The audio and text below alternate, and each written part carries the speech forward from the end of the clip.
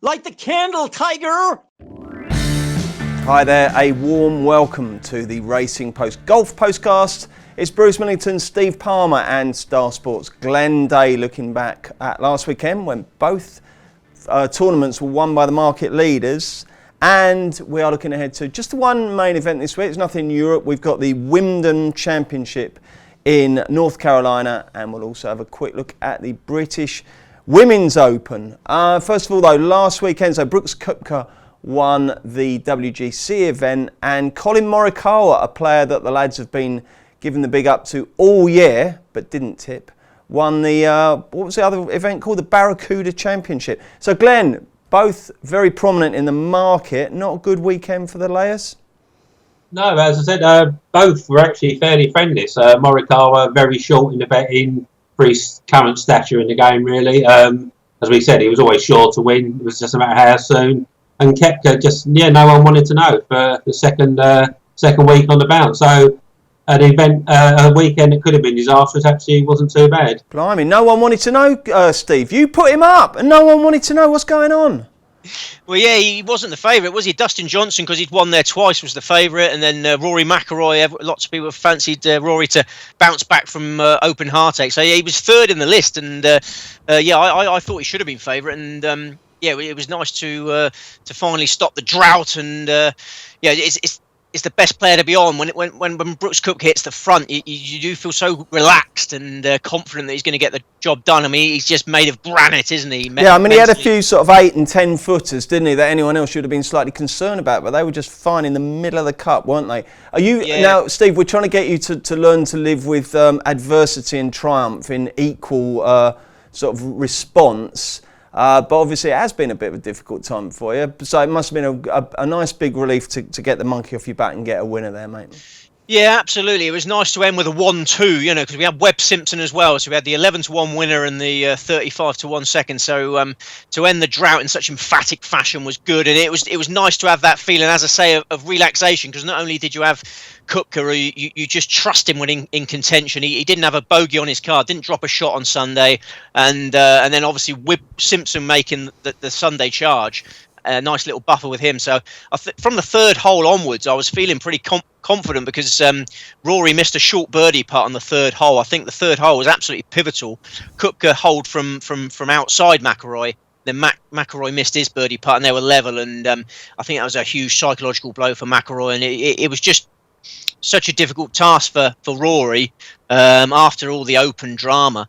To face down, the best player in the world in a Sunday duel, it was just too much for him. Well, it looked like it was always going to be one of you two tipping the winner, because you put up Rory, didn't you, Glenn? Having come up with some really good stats on last week's postcast about his bounce back ability. So he did come back, and it was obviously a great week, and it's exactly what he would have wanted after the traumas of Portrush. But that final round, do you still think there's frailties in his Sunday performances, Glenn? Oh, definitely, without a shadow of a doubt. I was just going to say that again. It looks pretty another low number in his formal figures. But how many times does he go head to head in a final round, whoever it's with, and disappoint ultimately, losing to who's a guy who's ultimately probably the number one player in the world at the moment? Is no disgrace, but he went out tamely, I thought, really, and frailties indeed, Bruce. Yeah. And over in the other tournament, Barracuda, you put up a fantastic 3-figure tip, something Danielson, and there was late heartache for you there as well, wasn't there, Glenn? Yeah, a few little each-way doubles, obviously a little bit going on from Rory in the World Golf Championship event. It made a bit of a charge on the last day. I mean, I was on late on Sunday night. I left work looking like he wasn't going to quite get there. Pleased to turn the computer on when I got indoors. He got an eagle birdie to pick up 7 points, but disappointingly 2 bogeys and a bogey on the par 5 last, which saw him in a 4-way tie for 7th. So my bank balance would have been a lot healthier had he not bogeyed the last. Oh well, but showed he's got a bit of talent, the young man, obviously, so might be one to watch out for. Anyone to take out last week, Steve? Well, I thought Jordan Speith was impressive over the weekend. It was a 6 under par weekend. He made 8 birdies on Sunday. 2 triple bogeys in round 1, 2 double bogeys in round 4, and he finished 12th. So he made 22 birdies last week, which was more than anyone. putting superbly again. So if he can cut out those scorecard busters, then I think the victory could be coming soon. Could be coming this week, actually. Okay, and anyone for you, Glenn, that you thought, oh, he needs to go on my golf tracker? Well, Matthew Wolfhoff will play well. Had a really good weekend. He's only one shot worse than McIlroy, which is no mean feat. His first World Golf Championship event. Obviously, he's already a winner this year, but the young man showing that he can compete with the big boys. And Patrick Reed, who I'll just touch on there because I'm going to pick him up later, showed that he's returning to form, sorting out his swing problems, and another one ready for a prominent showing somewhere along the line. Okie doke, so Steve's had a winner. Let's see if he can follow up and make it 2 from 2 in the Wyndham, and we'll also find out who Glenn fancies. But first of all, Glenn, how do Star Sports bet on the Wyndham Championship? 50 odds the first 6 places this week. 9-1 Webb Simpson, 14-1 Hideki Matsuyama, 16-1 Jordan Speith, 18-1 Colin Morikawa, 22-1 Patrick Reed and Paul Casey, 25-1 Brandt Snedeker, 28-1 Billy Horschel and Victor Hovland, 30-1 Cameron Smith, and 40-1 Ches Reavie and Lucas Glover. And what's the tournament rating? Tournament rating this week is a 6. A 6? I thought I would have gone for 7. Yeah, there's not too many big guns there, is there? No, I will say it was literally just the other side of a 7. So, but I've got to go with it. So yeah, one of those on the margin. Do you do that just because you're a bit of a sort of nerd, or do you actually use that tournament rating, to create future prices? A bit of both, I'll admit, but just as a habit I got into as well. I used to do it almost just guessing, looking at the field, and I'll give it that rating. But now, obviously, a little bit more science to it, and it helps. If you're weighing up the form to see the strength of opposition, where they finish, you can factor that into prices and your selections as well. Okay, rightio, Steve. Before we get your main selection, what type of players should be suited by this test? This is the event that used to be called the Greater Greensboro Open back in the day, isn't it? That's right. Yeah, I made it a 5.76 this week, but I can accept a 6. It's a Sedgefield Country Club, 7,127 yards, par 70, only 2 par 5s, 12 par 4s. Donald Ross design, famously designed East Lake, is his most famous creation, but lots of US Tour venues designed by Donald Ross. It's hosted the Wyndham since 2008. And the winning scores are always incredibly low. 21, 16, 20, 18, 18, 14, 17, 17, 21, 22, 21. Always a birdie fest in the Wyndham. But very small undulating greens, plenty of run-off areas around the green. So you've got to scramble well. But yeah, whoever wins this week will have to go extremely low and have a hot flat stick all week. Okay, and I'm looking through some of the past winners. I see Snedeker won it last year. He was also third 2 years previously. Stenson won it as well. A few fairly short hitters. It doesn't look like you need to be an absolute monster with the old Chief in your hand, does it? No, absolutely right. No, just find the fairways and then accurate approaches to the tiny greens and putt well. And there's one man that is so difficult to get away from. I mean, we always try and get the favourite beat, but I don't know how we can this week. Okay, go on then. And that man is? And that man is the world number 17, Webb Simpson, the highest ranked player in the field, a local man, North Carolina boy, knows the course extremely well. His maiden US Tour title came at Sedgefield in 2011. It's a cosy 3-shot triumph. And that came after he finished 8th in 2010. And then since that victory in 2011, he has finished 5th, 6th, 3rd and 2nd in the Wyndham. So strongly threatening win number 2 in the Wyndham. He loves this event. He loves this event so much he even named his second daughter Wyndham. No way. Yeah. Windham Simpson is one of Webb Simpson's 5 children. That was his second child. Now that really shows his affection for this event. Last year he closed with a 62 to finish second behind Snedeker, and his 2019 form is just building up towards another massive performance. He's scrambling better than ever. We mentioned it last week. He was top of the scrambling stats going into last week. That's a key attribute around these tiny greens. And he's twice finished second recently. At the Canadian Open last month, he finished second to Rory Mcilroy. Last week in the St Jude Invitation, he finished second to Brooks Koepka. So he keeps getting beaten by the absolute elite, but there aren't any of the top dogs playing this week. He signed off with a 64 in Memphis on Sunday. Nobody scored better than him on Sunday.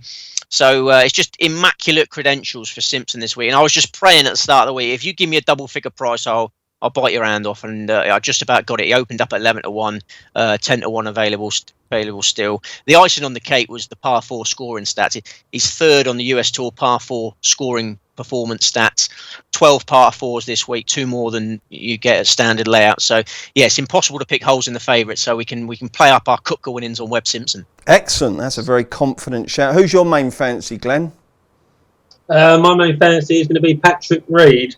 Going through the stats of previous winners, the two that stand out are obviously good putting stats and par 3 scoring amazingly. So, but I've been looking for guys that will hit the fairway off the tee and obviously have a good week with the putter. So that's what I framed it round. Patrick Reed, I said, coming back to form, 6-time tour winner, major champion, a real competitor, enjoys the heat of battle. Tucked away a major championship last year at Augusta, but out of sorts this season so far. Partly due to the fact of been rebuilding his swing under the guidance of David Ledbetter. Despite only missing 2 cuts so far this year, most of his finishes have been quite lowly, but recently finished 32nd, 30th, 5th, 23rd, 10th at the Open and 12th last week in the St Jude. He's trending in the right direction. 4 previous visits to Sedgefield, that's the country club, not the race course, have seen him finish 66th, 1st, 24th and 22nd, the win being his first on tour. Also second in the 2007 PGA Championship, Quail Hollow in North Carolina, so obviously gets on well in the area. He's hit more than 2/3 of fairways in his last 8 starts, ranked 16th in greens in regulation and 2nd in scrambling last week at Southwind. Also, he's only ranked in the top 10 in putting twice all year, but as we all know, he's a much better putter than that. And if he gets the ball rolling this week, the Brash Texan can be a winner again. Excellent. If someone held a gun to you and said, name a golfer who's been to Sedgefield Racecourse, who would you say? You'd have to go Lee Westwood, wouldn't you? He's from that neck of the woods, isn't he? Yeah, someone yeah. Good shout. It's quite possible no one ever has, but if anyone has, I'd imagine Lee Westwood has. Okay, chaps, very strong shouts there. By the way, I need to quickly, Steve, can you clear something up for me? I was watching Sky's coverage last week, and on the final day, Wayne Riley, who I absolutely love, I think he's brilliant, I think he's the best thing about Sky's coverage. But he was doing his little things where, they'd go, and now they're playing the 17th, and for an in-depth look at it, let's go and see Wayne Riley. He was dressed as Elvis. Why? Yeah, they kept showing that, didn't they? All week they made a big deal about, I guess Elvis is from Memphis, isn't he? Elvis was born in Memphis. Yeah, but I mean, that's not a new discovery, is it? It was just weird the way they dressed him up as Elvis. No. That's the US Tour event in Memphis, and they made a big deal. I mean, you had Patrick Reed's caddy was getting his photo taken with Wayne Riley and that. And I think there's a little bit of humour in the first showing of it on the Thursday, but when it was coming in every flipping day and you're just desperate to watch the golf, it did become a huge annoyance. Well, this is the thing, because I was quite late to it, and there was no explanation of it. So he was doing his normal thing. Look, there's a massive runoff area here, and don't go long there because you're dead. But it was dressed as Elvis, and it just seemed very peculiar. Yeah, they obviously gave up explaining it. I think they explained it on the Thursday and then thought everyone had watched it. But no, he's a good egg. I think it's just really hot in Memphis last week. I think they're all struggling a bit. He was looking a bit sweaty by the end of it. I think perhaps that was affecting his output. Okay, I do like Wayne Riley. I think he's a top man. Right then, you've got 1, 2, 3, 4 other selections, and there could be a bit of echo going on because the second of them is the man that Glenn fancies, isn't it? That's it, yeah. Patrick Reed's my next best. Great Sedgefield record and rounding nicely into form. What I will add to what Glenn said is last week, Reed got a very bad draw, first round playing with Kevin Kisner.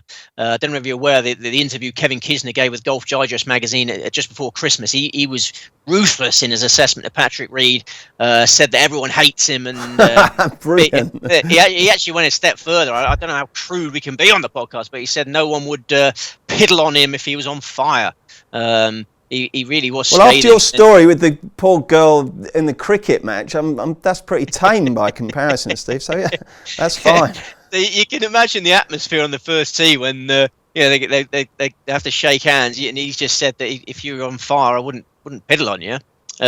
So I think there's a real bit of tension in the first round of that WGC, and it affected both players. Kisner shot 77, Reed shot 73, but then Reed fought back lovely over the final 3 rounds, 66, 67, 68, and finished 12th. So I think Glenn's right to go for Reedy, and then because there's only one tournament this week, I'm going to have 5 against the field. A very strong staking plan this week, but we can afford it because obviously we're rolling in it from last week, and we've only got one tournament to attack this week. So the third selection is Brandt Snedeker, who, like Simpson and Reed, made the Windham his maiden US Tour title. Snedeker won the Windham at Forest Oaks, which was a different Greensboro track, but he quickly took a shine to Sedgefield as well when it moved to Sedgefield. 5th in 2009, 8th in 2010, 5th in 2014, 3rd in 2016, and then won by 3 shots last year. So immaculate course credentials. He shot a 59, opened with a 59 last year.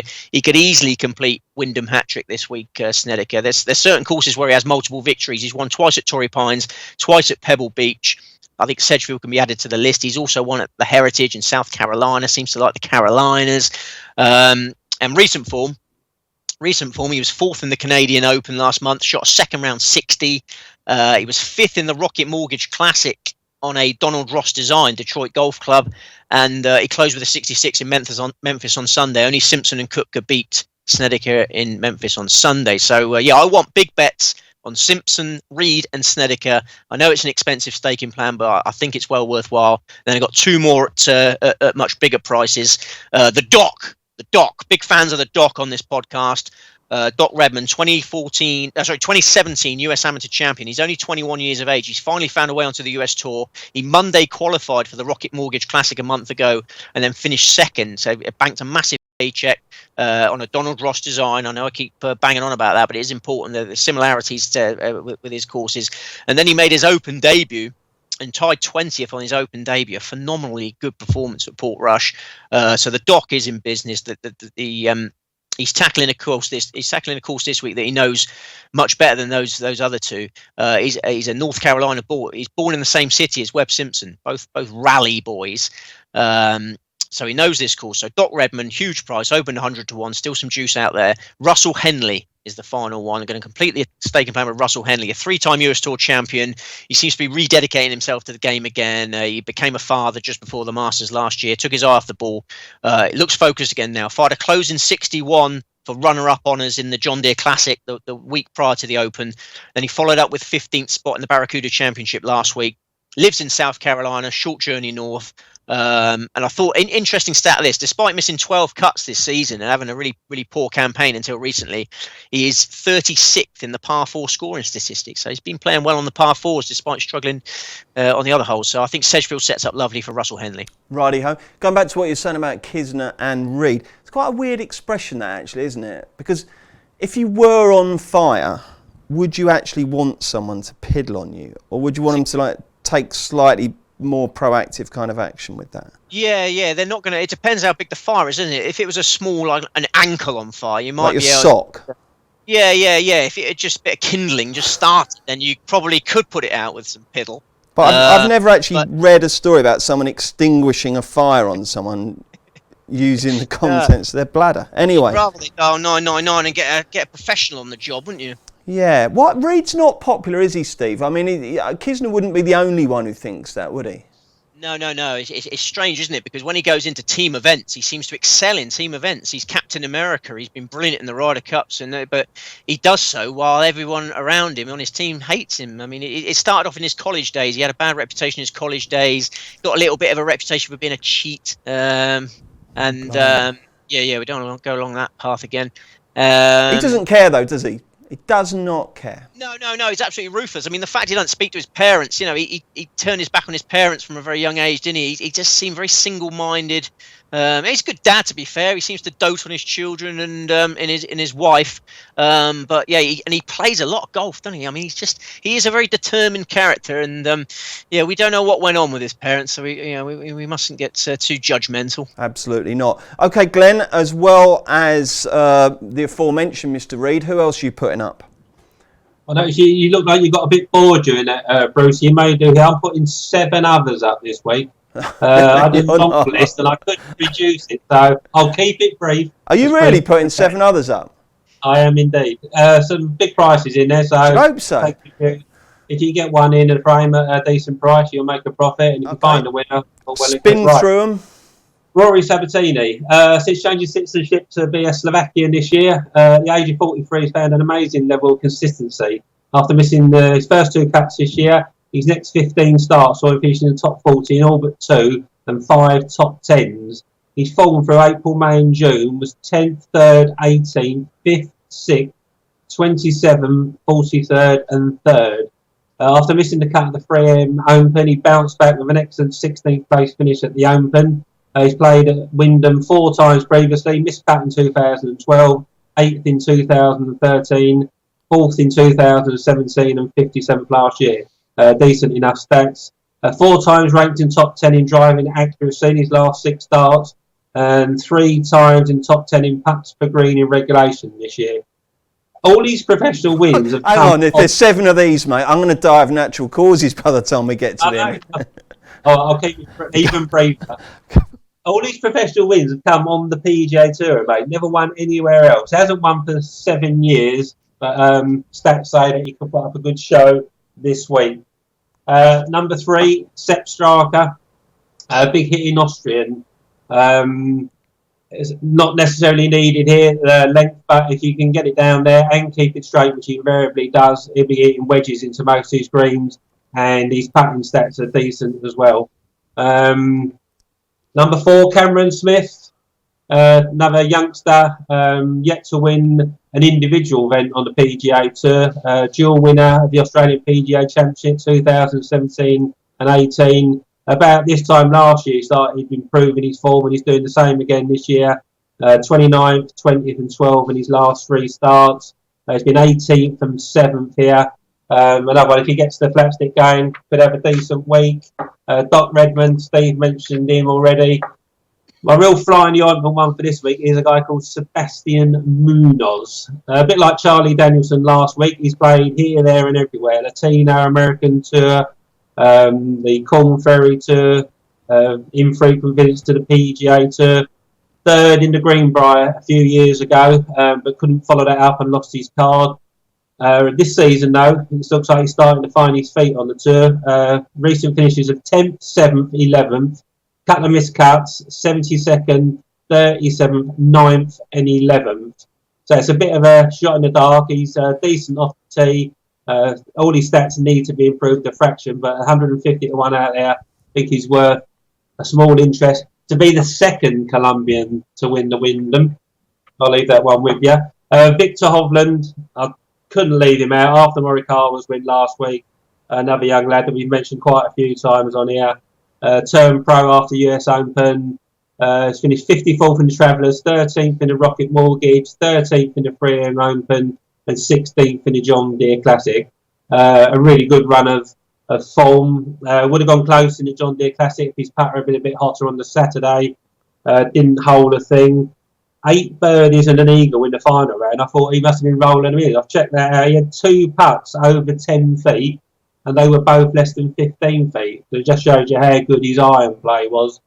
So he's a player that's certain to win soon. 28 to 1 available this week. Had to stick him in. And the final one, another real stab in the dark, Austin Cook. Real sketchy form this year, but 4th last time out in the Barbasol. He's got good driving accuracy stats, really good putting stats. As long as he can keep his form going, he could reward each way punters as well at 150 to 1.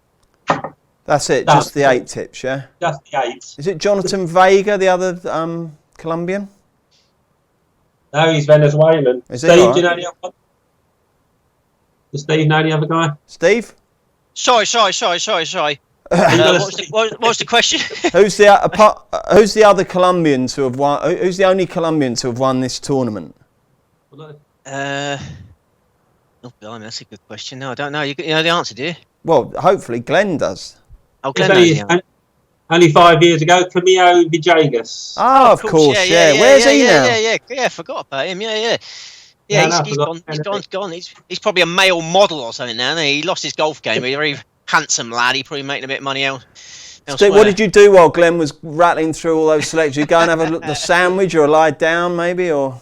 Had a few birthday parties. I'm 45 now. Yeah, yeah, it was good. No, excellent, right? Well, there's plenty to get stuck into there. Just the 13 selections between them for that tournament.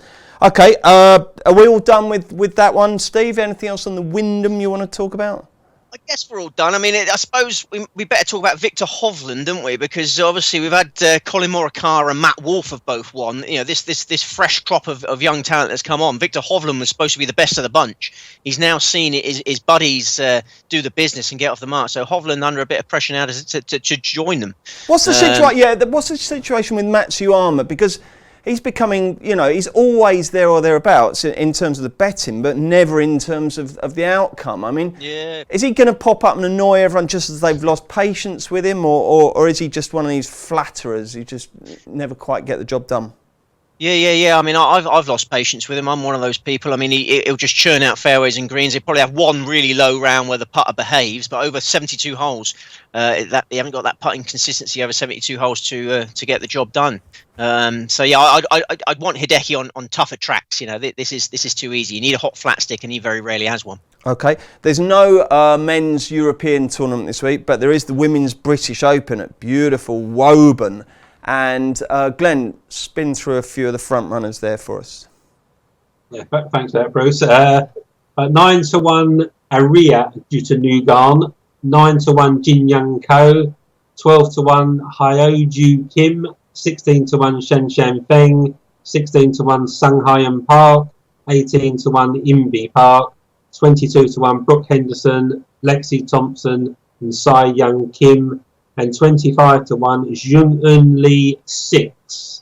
Either of you putting up a selection here, Steve? No, I do not have sufficient knowledge on ladies golf to put up a worthwhile selection. Glenn, are you in that boat as well?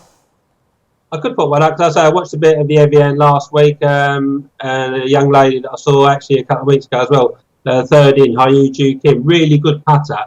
Obviously the ladies don't hit it very far generally, but she really gets it done on the green. So in the hope that she can do that again. She was unlucky last week, had a 6 on the par 3 late on when the ball got plugged. As long as that's left no mark, I think she'll obviously go well again. Okay, if you buy today's Racing Post, not only will you get Steve's full preview of the Wyndham, you get Jeremy Chapman's top tips for the Women's British Open. I can tell you his main selection is Jin Young Ko. And there's also a fantastic preview of the Ashes from James Milton. So loads in there. A Wednesday Racing Post is an absolute must. Right then, let's do the solemn recap of the selections in case you didn't manage to write all 13 of them down for the Wyndham Championship. Steve Palmer. Webb Simpson, Patrick Reed, Brandt Snedeker, Doc Redman, Russell Henley. And Glenn, get the scattergun out. Away you go. Patrick Reed, Rory Sabatini, Sepp Straka, Cameron Smith, Doc Redman, Sebastian Munoz, Victor Hovland and Austin Cook. Okay, 8 is a record. I'm not even sure. Is that actually allowed, Steve, 8 selections? Oh, well, as I'm president, I'm sorry, I didn't realise you mentioned Victor Hovland. I wouldn't have brought him up. Yeah, he was in there, was he? Sorry. He was, sorry. Yeah. They were all in there pretty much. I don't think he mentioned too much about JJ Spawn, but apart from that, I think the whole field got a mention. But listen, Glenn, if one of them wins, you're in business, aren't you? That's the whole name of the game with golf betting, isn't it? Indeed, yeah. They generally start with a long list, whittle it down, but for one reason or another I couldn't this week. I thought they all had something to give them a squeak, so plenty of big prices in there. Indeed. Have either of you been getting excited about the football season? We had the big kickoff pull-out out on Monday, which is fantastic. I always get stuck into a few football bets. Do you get involved there, Steve, or are you so dedicated to it now it's just golf only? Yeah, very disciplined punter these days. It has been golf only for a long time. I didn't even have a bet on the World Match Play Darts last week. I had a look at the draw. Didn't really fancy anyone, so I didn't force a bet. So, I am being a very disciplined golf punter at the moment. Don't the citizens tend to ruin the Premier League betting these days, don't they? The citizens are just dominant. Do you think the citizens are going to win again? Probably, yeah, but I don't know. Glenn, what about you? Do you get involved in the old football betting? No. So it's funny you should mention the citizens. It's all very boring football. Oh, it's your team, isn't it? You're a Man City fan, aren't you? Yeah, they just win all the domestic competitions, don't they? So. Okie dokes. Excellent stuff. Right then, what have we got next week? The Northern Trust. There's no European Tour event next week. Is the European Tour all right, Steve? Here we are in the height of summer and there's no tournaments. Don't you worry, old son. The European Tour will be centre of attention very soon. Once we get this silly FedEx Cup out the way, there's a real run of brilliant European Tour events. Have they sort of rescheduled it to take advantage of the fact that America is very much front loaded towards the start of the year now? Is that the intention? Very much so, John. Very much so. You still got your Wentworth trip to come. There's lots of lovely sort of French Open still to come. There's loads of great European Tour golf. It's a new schedule this year, and once the American season finishes, then the European Tour really comes into its own. Excellent stuff. Rightio, what are you doing between now and next Wednesday when we reconvene, Glenn? Anything exciting? You going to dust off the clubs? No, I did that a couple of weeks ago, didn't I, funny enough. Started off all right. Driving was really good, but the old fitness come into play on the back nine, so I faded 26 points. I'm working too late this weekend again, so I probably won't even see that too much golf, unfortunately. Darts tonight, hopefully a win there. Good stuff. And Steve, what's on your agenda? Did Glenn say cards tonight? No, darts. Oh, darts. Oh, right. I thought it was a poker man. I'd like to play a bit of golf. I played golf for the first time in a few months. I then shot 77. Well played. I've got a real taste for it again. Yeah. I want to get back out on the links. Are you allowed out again after the baby was born? Yeah. No. Now the majors are over, and I've got to get my Fridays off, and I like to play golf on a Friday if possible. No, the wife's been very good, to be fair. Yeah. Brilliant, good stuff. Okay, chaps, thank you very much indeed. What else have we got coming up? We've got Goodwood and Galway all week, and we've got football postcasts coming up as well, and then golf next Wednesday. So hopefully you can join us for that. Give them the horn!